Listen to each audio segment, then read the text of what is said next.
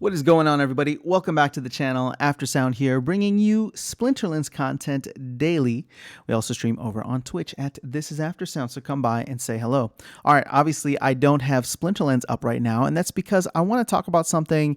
It is Splinterlands related, but it's I'm going to show you two other games here and why I think Splinterlands is actually in a very solid position.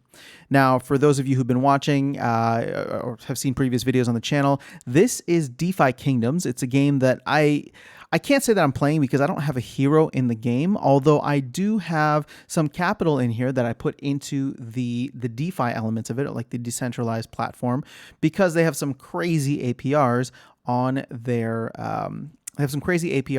liquidity pools. So this is a game that I'm following. Like I said, I may get a hero at some point and test it out, and I'm listening. Sorry, let me put it this way: I'm following what is happening in this game. I listen to the weekly AMAs. I'm all over Reddit, all over their Discord, and just trying to see what is happening, and obviously have some kind of exposure to the game with some of the jewel that I have here that I'm receiving from the liquidity pools. Now, when I've been following, or at least over the last couple of days, or maybe the last week or so, there has been a huge outcry about this other game, which oddly enough, I heard about maybe a month ago at this point. But I believe it has since launched, or maybe it's been out for a while, and it crossed my radar again because everybody on the DeFi Kingdom's social platforms was calling this game out and saying that it was an exact copy. So that other game is Defira, and I'm going to show it to you here, Defira. So let's go ahead and play. And as you can see, I mean, it's a simpler version that has a very similar look and feel. Now, I'm not trying to say that that this game is a carbon copy, right? Because I know, at least from the minimal research that I've done, is that there's some different things in the overall outlook for where the game is trying to go. And I'm talking about Defira as opposed to DeFi Kingdoms. So there could be some different things, but it's hard to not... It's hard to look at this and not think, oh, okay, well, there was clearly a template that was used for this, right? And here's the thing. I'm not even knocking the Defira team, because at the end of the day, like, this is what crypto is. Like, every chain is almost like a fork of another chain, right? Now, there are always going to be some new innovators in the space, but being first doesn't always necessarily mean that you are going to win. Yeah, there's definitely the early bird benefits, but if somebody comes along and does it better than you, aka Facebook to MySpace, right? Then you just have to stay competitive and have to, put that in. But now I'm getting outside the scope of the video. What I'm trying to show you is the fact that there are a lot of people complaining about Defira within the DeFi Kingdoms network. And so the thought came to me that, like, okay, well, DeFi Kingdoms, I think, is a fantastic platform. They've done some really, really interesting and innovative things. Obviously, it's, at its core, it's a decentralized exchange. And so what they've done is gamify a lot of the different elements and give some kind of utility to the token, right? The jewel token that runs on, or that is the main token, right? It's like the SPS for Splinterlands.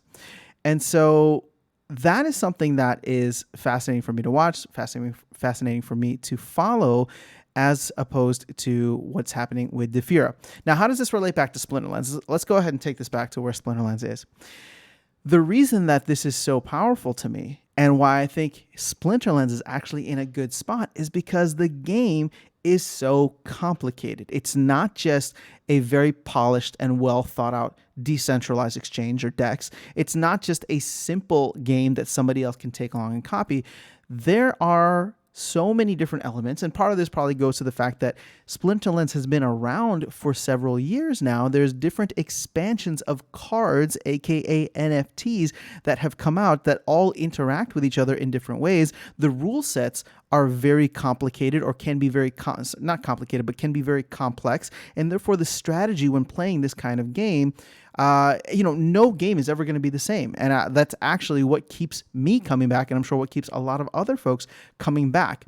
So that to me, seeing what is happening with DeFi Kingdoms and Defira, and again, I'm sure that's going to get resolved and the best team is going to win, or maybe both teams win, right? If they both can create something using the same kind of initial platform, maybe they both create something amazing, and in 5 years, like both of them are successful in whatever they're trying to accomplish, coming from the same similar roots.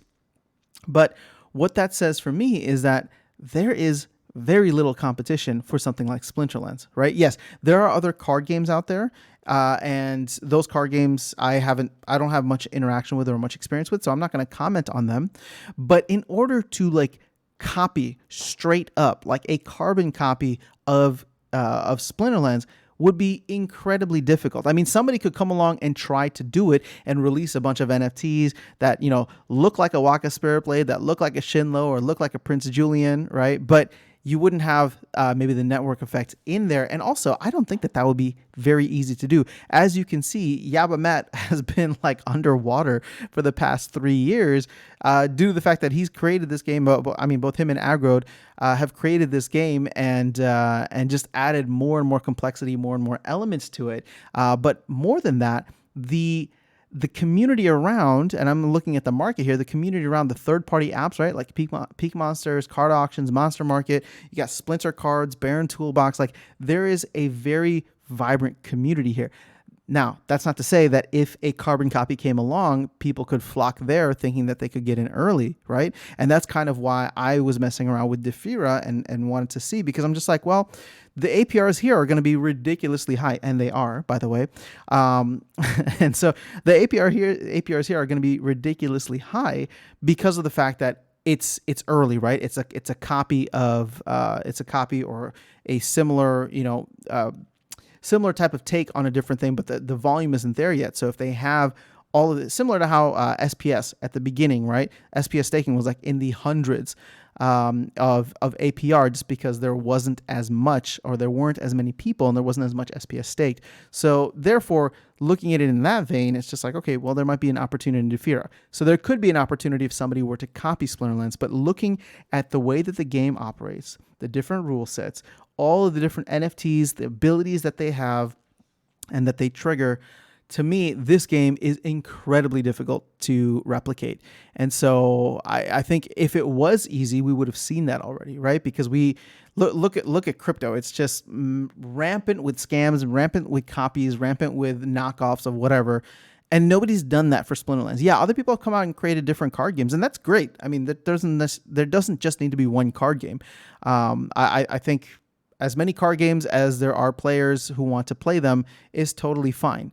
But for something like Splinterlands, and for somebody to carbon copy it, it's not going to happen. And we've seen that to be the case. So that's just something that obviously makes me a little bit, I don't know, necessarily more bullish, but definitely a little more secure in the kind of staying power that Splinterlands has. Because I look at Splinterlands similar to how I view Bitcoiners, for example, right?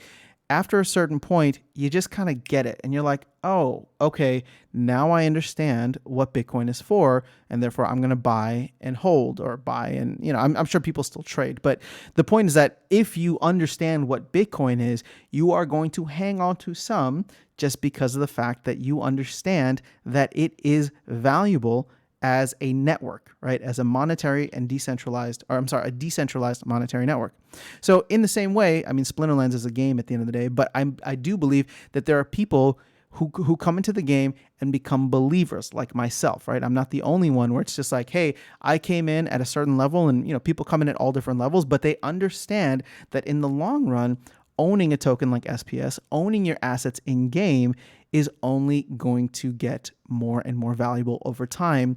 So that's kind of how I view it. Again, it's not a perfect parallel, but since I look at it that way, I'm sure many others look at it that way, where they're not going to sell their cards, they're not going to sell their SPS just because we're in a bear market, and we are in a bear market, right? A lot of people look at this and say, well, I'm just going to continue accumulating because I know at some point in the future, whether that's in 3 months or 3 years, we're going to have some other kind of crypto run, and these assets are going to be much, much more in value, or worth much more in value. So that's all I have in this video today. Just wanted to share that with you as I, try to do a little more of my research around the crypto gaming sphere.